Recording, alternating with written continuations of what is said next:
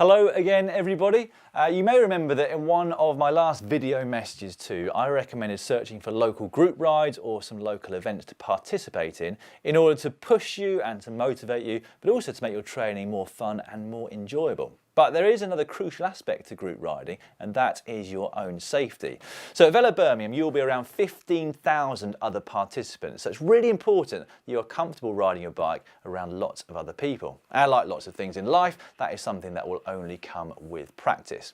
There are a few things to remember when you are on a group ride. Firstly, that you keep a safe distance between yourself and the rider or riders in front of you, giving yourself time to react to anything. And also that you don't overlap wheels with the person in front in case they happen to suddenly swerve across the road. But you also have your own responsibility in a group. You need to make sure that if you see any upcoming hazards, that you point them out with a signal and also a verbal signal to those around you. And also try not to brake or swerve suddenly across the road unless it is absolutely necessary.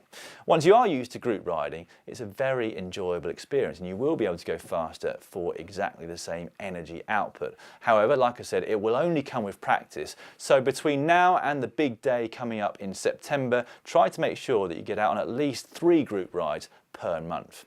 The other thing I'd like you to work on this month is your pacing, which is really important. On the start line of Velo Birmingham, you'll be filled with excitement and adrenaline, but you don't want to let that affect how fast you start the event. Go into the red at the start and you're really going to pay for that at the end. And you definitely don't want that to happen at Velo Birmingham because it's a very challenging course and you want to make sure you've got enough left in the tank for the St Kenelm's Pass, which comes with just 15 miles still to go. So once again, try to practice this with your training. On your longer rides, get used to the feeling of starting out nice and steady and leaving yourself with enough to increase the pace in the last hour. That's not something that's going to come naturally to any of us because we all like to blast out from the door. But if you get your pacing right, it's going to enable you to go faster overall at the event and also have a much more enjoyable experience. Now here at GCN, we always recommend that the first third of an event feels very comfortable indeed, whether that's a 10-mile time trial or a 200-mile double century. So try to work out how long Velo Birmingham will take you. If, for example, that is around 6 hours, then for the first 2 hours, you should be feeling very much within yourself.